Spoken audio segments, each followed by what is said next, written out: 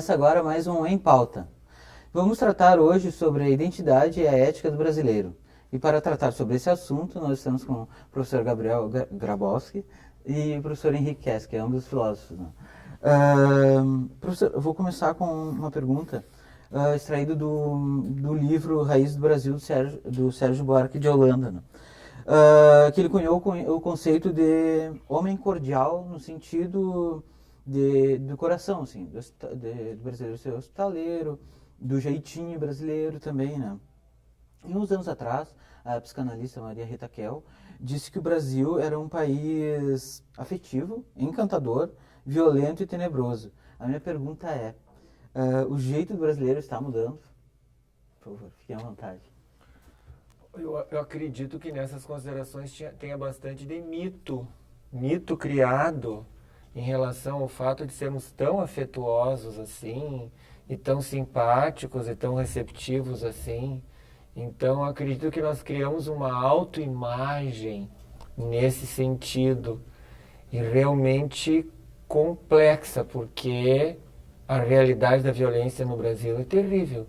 Eu não sei onde é que pode existir uma índole pacífica do povo brasileiro com 50 mil assassinatos com arma de fogo por ano, com 20 mil crimes, acidentes fatais no trânsito. Então, sinceramente, nós teremos que repensar mesmo aquilo que nós queremos ser e projetamos como uma espécie de idealidade e aquilo que realmente é a nossa realidade social, que é muito mais violenta do que poderíamos, que admitimos. Então, me parece que, eu não sei se está mudando o brasileiro. Só está vindo à tona. Estão vindo à tona os dados reais da violência causada principalmente pela enorme exclusão e disparidade social do país. Então, talvez para contrabalancear isso, tenhamos criado esse mito.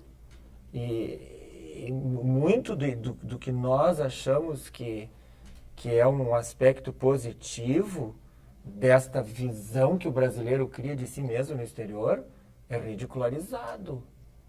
Jeitinho brasileiro é o quê? Fazer tudo ao arrepio da lei ou de maneira a não seguir os mandamentos éticos.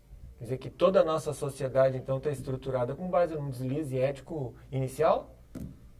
Isso realmente dá o que pensar, essa colocação. Sim. E suas considerações, professor? Eu concordo com o professor Henrique e eu acho que é uma visão, vamos dizer assim, romantizada ou romântica, tá? Que uma parte da sociedade quer passar para o conjunto da sociedade, tá? Quase que uma ideologia, tá?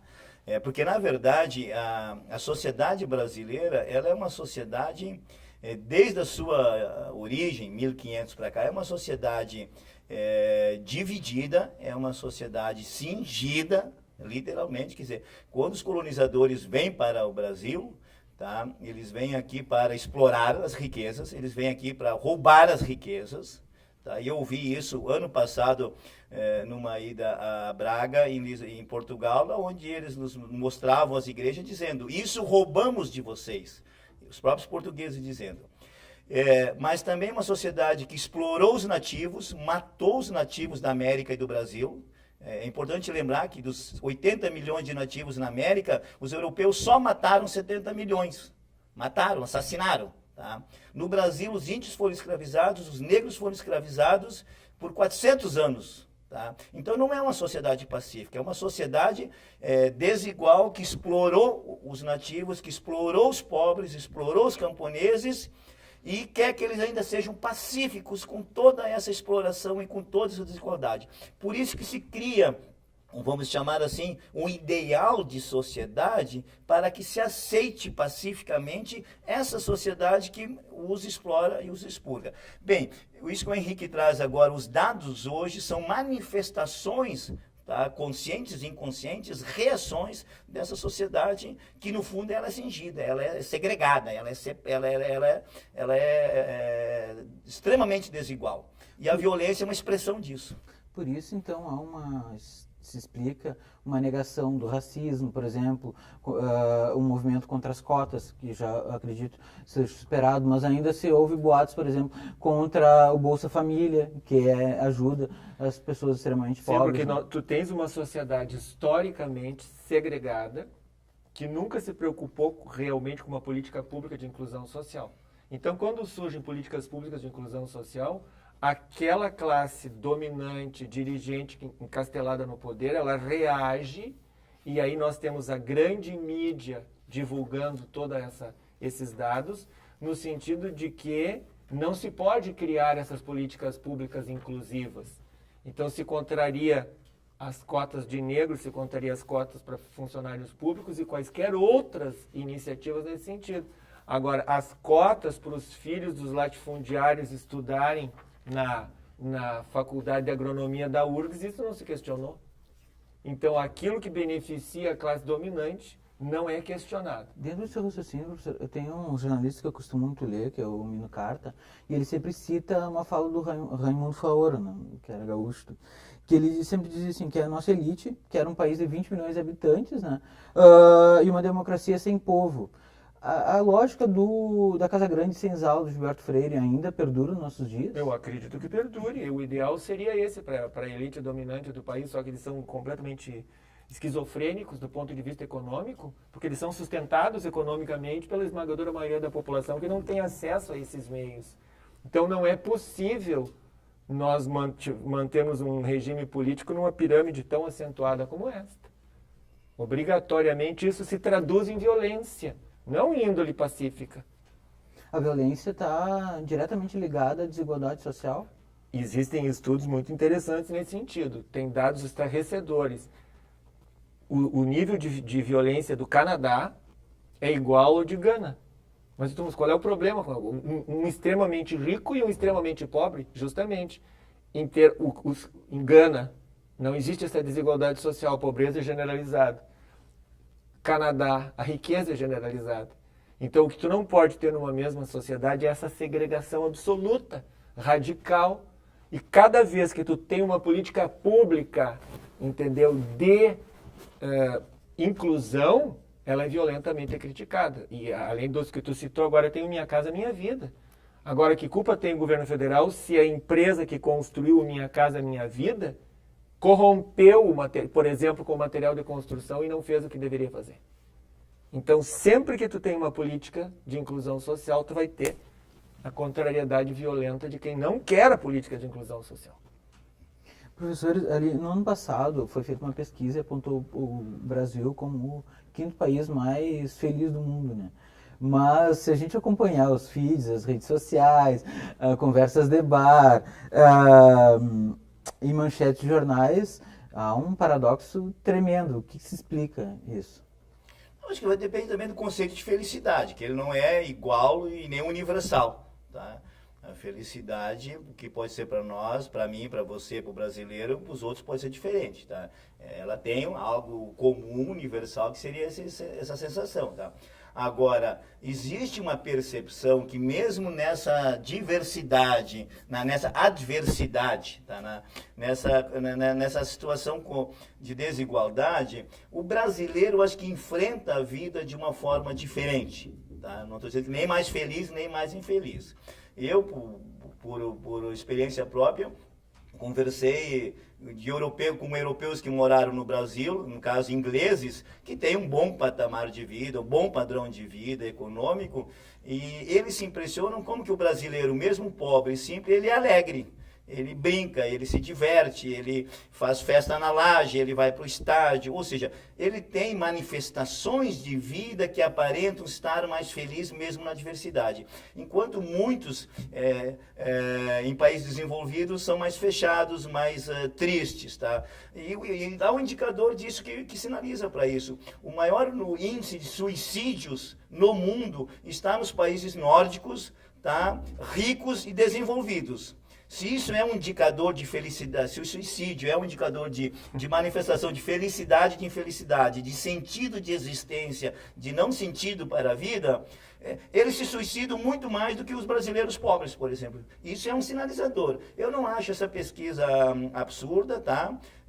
Não a conheço nos seus detalhes, mas que eu acho que o brasileiro enfrenta a vida de uma forma diferente, ele se coloca de uma forma mais alegre, mais esperançosa, e muitas vezes, como se diz na gíria, tira de letra esses grandes problemas. Isso não dá para esconder também, tá? Ele não se importa muito com algumas questões que a nossa chamada cultura ocidental racionalizada coloca isso. E permita dizer isso, o Henrique conhece. O Michel Montaigne, que é um filósofo francês de 1500, ele já percebeu que essa racionalidade científica ocidental, ela muitas vezes nos leva a muitas inadequações humanas, a tristezas humanas, a infelicidades humanas, mais, por exemplo, do que os animais, que por não pensarem não se preocupam com isso. E nós, muitas vezes, por um excesso de inculcação, somos mais infelizes, sim, desnecessariamente. Mas uma racionalidade inadequada nos pode levar a isso.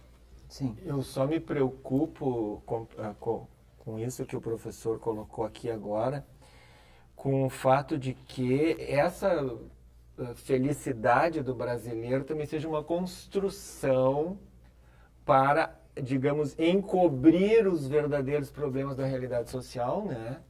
Descarregar isso no futebol, no carnaval, em quaisquer outras articulações, no sentido de realmente nós não focarmos... Que não seja uma máscara da realidade. Isso, uma máscara. Porque, na verdade, pode ser isso. Não tendo outra forma de se manifestar, o brasileiro vai para a rua festear. Agora, por que ele vai para a rua festear? Porque não tem os mecanismos adequados de crítica social para mudar a realidade. De participação social, de consciência social. Eu concordo com você, tá?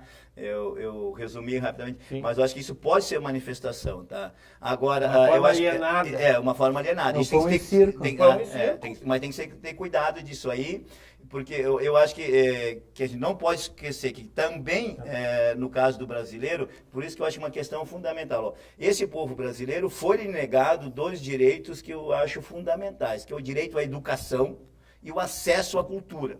Tá? Então, quando o brasileiro não tem essa consciência política, não tem essa visão, inclusive, tá? E usa esses mecanismos, nós temos que saber assim, que isso também foi lhe negado, essa oportunidade de ser mais politizado, de ser mais desenvolvido culturalmente e educacionalmente. Tá? E aí ele acaba, e por isso que a parte da literatura que estuda o jeitinho brasileiro, o caracteriza como uma estratégia dos mais pobres de se defenderem nessa sociedade. Ou seja, não é um problema de caráter, é um problema de estratégia de sobrevivência. E nós comentávamos antes do debate, quando você explora 400 anos os negros, e depois diz, acabou a escravidão, você está na rua, te vira, como é que um pobre escravizado vai se virar? Ele vai achar o seu jeito de se virar. Quando a pessoa já nasce numa favela, nasce na miséria, nasce na violência, como que ela vai sobreviver? Ela vai desenvolver o seu jeitinho brasileiro. Portanto, isso são estratégias de sobrevivência. Mas não é porque ele queira desenvolver sacanamente as estratégias, é porque a vida lhe leva a fazer não isso. Tem outra alternativa. Não tem outra alternativa, não tem educação, não tem saúde, não tem dignidade humana, e ele vai desenvolver essas estratégias. Tá? Então, isso que a gente precisa ter cuidado também. Agora, eu quero dizer assim, mesmo, e isso que eu estava dizendo, mesmo com essa diversidade... Mesmo assim, ele se diverte. Se diverte. Não estou concordando, mas é uma forma de... É uma leitura sobre isso. Tá? Sim. Professor, o senhor falou dos negros, antes eu pensei ali do Darcy Ribeiro, no seu livro O Povo Brasileiro, né, uma frase. Só temos o testemunho de um dos protagonistas, o invasor. Ele é quem nos fala de suas façanhas. É ele também quem relata o que decidiu aos índios e negros, raramente lhes dando a palavra de registro de suas próprias falas. Né? O que a documentação copiosissimamente nos conta é a versão do dominador. Né? Dito isso, a partir dessa fala, assim, podemos compreender o preconceito e a dificuldade do país em entender as minorias por esse prisma? Porque assim, ó, pegando o que nós tínhamos falado antes, se realmente não há uma oportunidade de inclusão social verdadeira, em algum lugar isso vai acabar. No caso do Brasil, aqueles dados da violência que eu transmiti, eles são praticados em 80% a 90% pela população negra. A população carcerária brasileira, 80% é negra. Mas por que isso ocorre? porque não há uma outra alternativa de inclusão social efetiva e verdadeira. Então, realmente, esta visão institucionalizada, preconceituosa, que escravizou o negro, que exterminou praticamente o índio, né? Porque, por favor, o negro foi escravizado, o índio foi praticamente exterminado. Ainda hoje. Ainda hoje. É negligenciado. Né? Ainda hoje. Então, tu não tens mecanismos de um verdadeiro pacto social. Nós não temos um pacto. Então, o que resta a essa população completamente marginalizada? É sim, concordo com o Darcy Ribeiro, é a visão preconceituosa ainda da elite europeia branca dominante que há 400 anos faz isso. Resultado da história escrita pelo dominador. Pelo dominador. Pelo vencedor. E a nossa história, que ainda é ensinada nas escolas, ainda é a história do dominador.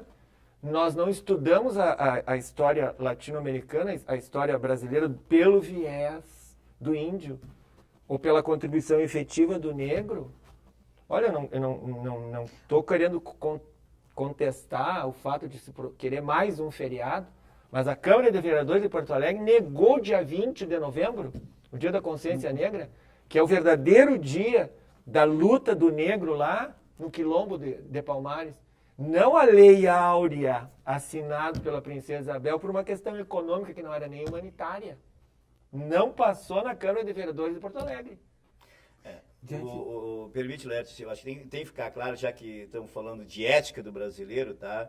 E isso precisa ser dito, o extermínio dos índios e a escravidão dos negros foi e continua sendo um ato antiético muito sério.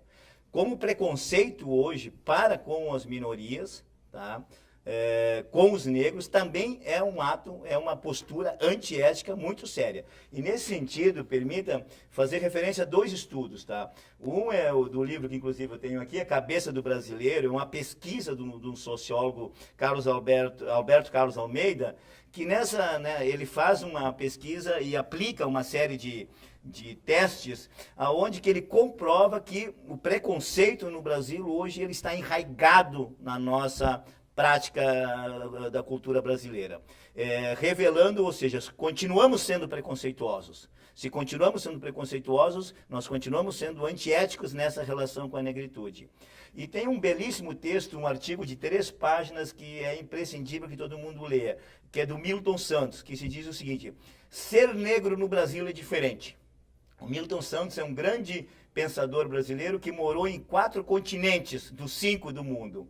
E ele disse, olha, ser negro no Brasil é o lugar mais difícil que ele experimentou na sua vida, justamente por isso que o Henrique coloca. Quer dizer, aqui o negro sempre é tratado de forma muito mais preconceituosa, uma forma muito mais discriminatória, foi muito mais explorado, é muito mais negado o negro enquanto negro do que em qualquer cultura do mundo. Tá? Então, no Brasil, isso é mais intenso, sim. No Brasil, isso é mais forte, sim. Isso é fruto de uma postura da elite brasileira ao longo dos 5 séculos da nossa história. Toda vez que se fala da questão negra, eu sempre lembro de uma crônica do Veríssimo, em que ele fala que o Brasil produziu, certamente, os textos mais bonitos contra a escravidão, né? Mas foi o último país do mundo a abolir a escravatura. Professor, a gente vai fazer um rápido intervalo e já voltamos para aprofundar sobre a ética, tá? O Em Pauta volta já.